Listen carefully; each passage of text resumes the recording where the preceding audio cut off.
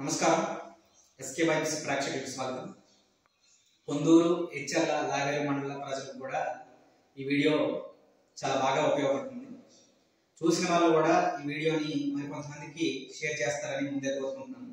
ఎందుకంటే నేను గత కొంతకాలంగా ఈ ప్రాంత ప్రజలకి వస్తున్నటువంటి వ్యాధుల మీద మేము అధ్యయనం చేయడం జరిగింది. మాకు తెలిసినటువంటి విషయాలు ఏంటంటే చాలా వరకు గ్రామాలు కిడ్నీ వ్యాధితో బాధపడుతున్నాయి. అయితే దానికి కారణాలు ఏంటి, ఇక్కడ ఉన్నటువంటి కర్మాగారాల లేక ఇంకేమన్నా అనేది ప్రభుత్వం తేల్చాల్సినటువంటి అవసరం ఉంది. ప్రభుత్వం శాస్త్రీయంగా దర్యాప్తు జరిపి శాస్త్రీయంగా దీని మీద పరిశోధన చేసి దీనికి ఉన్నటువంటి కారణాలు ఏంటనేది తెలియజేయాలి.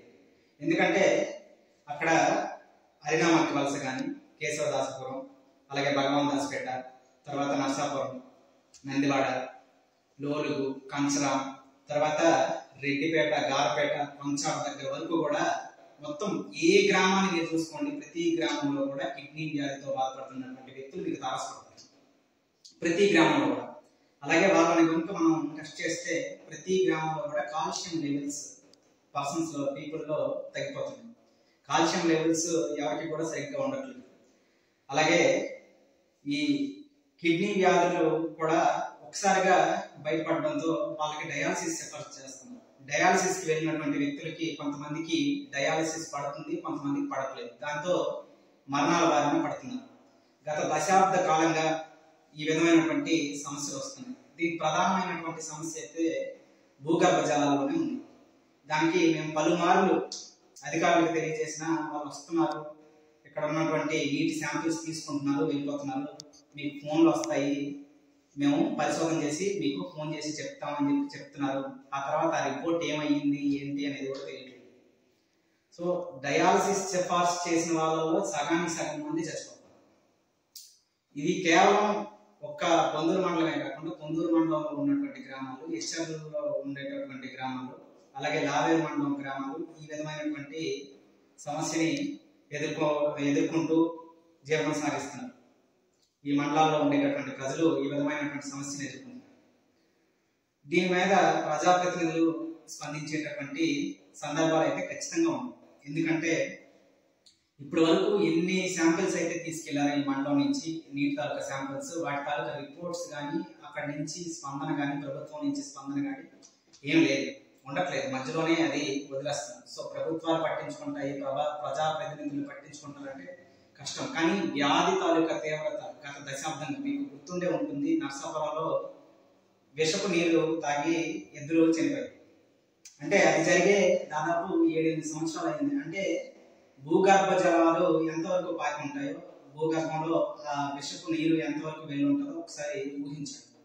సో తీవ్రమైనటువంటి సమస్యతో ప్రస్తుతం మన మండల ప్రజలు బాధపడుతున్నారు. దీనికి ఇమీడియట్ గా మనం జాగ్రత్తలు తీసుకోకపోతే భవిష్యత్తు పూర్తిగా అంధకారంలోకి వెళ్ళిపోయేటటువంటి అవకాశం ఉంది. వెళ్తున్నటువంటి ప్రతి వాళ్ళు కూడా, డయాలసిస్ సిఫార్సు చేస్తున్నటువంటి ప్రతి వాళ్ళలో కూడా తీవ్రమైనటువంటి ఇబ్బంది చాలా వరకు మధ్యతరగతి కుటుంబాలే ఉంటుంది.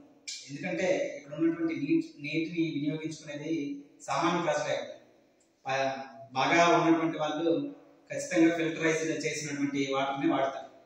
కానీ నార్మల్ పీపుల్ వాడడానికి అంత ఖర్చుకి భరించగలిగేటటువంటి పరిస్థితులు ఉండవు. కానీ వన్స్ డయాలసిస్ అనేసరికి ఎవ్రీ డే డయాలసిస్ చేసుకోవడానికి చాలా లక్షల్లో ఖర్చు అవుతుంది. అది భరించలేక ఇంకా మధ్యలోనే చేతులు ఎత్తేసి చచ్చిపోతున్నటువంటి వాళ్ళు చాలా మంది ఉన్నారు. ప్రతి గ్రామంలోనూ కాల్షియం తగ్గిపోయినటువంటి వ్యక్తులు ఉన్నారు. కావాలంటే వచ్చి పరిశోధన చేసుకోవచ్చు. ఈవెన్ నందివాడలో కూడా, మా గ్రామం అయినటువంటి నందివాడలో కూడా ఎస్సీ కాలనీ ఆ పరిసర ప్రాంతాల్లో దాదాపు ఇప్పటికే 4 నుంచి 5 కేసులు కిడ్నీ వ్యాధులతో చనిపోయినటువంటి సందర్భాలు ఉన్నాయి. సో సమస్య అయితే చాలా తీవ్రంగా ఉంది. భవిష్యత్తు గురించి మనం ఆలోచించాలి, భవిష్యత్తు గురించి మనం నిర్ణయం తీసుకోవాలి. దానికి ఎవరో వస్తారు ఏదో చేస్తారు అంటే నాకైతే నమ్మకం లేదు. ఎందుకంటే ఇది ఖచ్చితంగా హై లెవెల్లో ఉంటుంది కాబట్టి రిపోర్ట్లే మన దగ్గర వరకు రావట్లేదు, లేకపోతే ఇక్కడ తీసుకెళ్ళినటువంటి శాంపుల్సే పరిశోధన చేసిన తర్వాత మనకు ఫోన్లు రావట్లేదు అంటే మనం అర్థం చేసుకోవచ్చు. సో ప్రజలు అప్రమత్తం అవ్వాల్సినటువంటి అవసరం ఉంది. ప్రతి ఒక్కరు కూడా తరచూ కిడ్నీ సమస్యలు మీద ఏదైనా నొప్పి వస్తే వెన్ను దగ్గర నొప్పి ఏమైనా వస్తే వెన్ను కింద వెళ్ళి ఇమీడియట్గా పరీక్షలు చేయించుకొని చూపించుకోవాల్సినటువంటి అవసరం ఉంది. ఎందుకంటే సడన్గా ఒకరోజు మనకి కాలు వాపులు ఇవన్నీ వచ్చేసి డయాలసిస్ సిఫార్సు చేస్తున్నారు, అప్పటికే లేట్ అయిపోతుంది.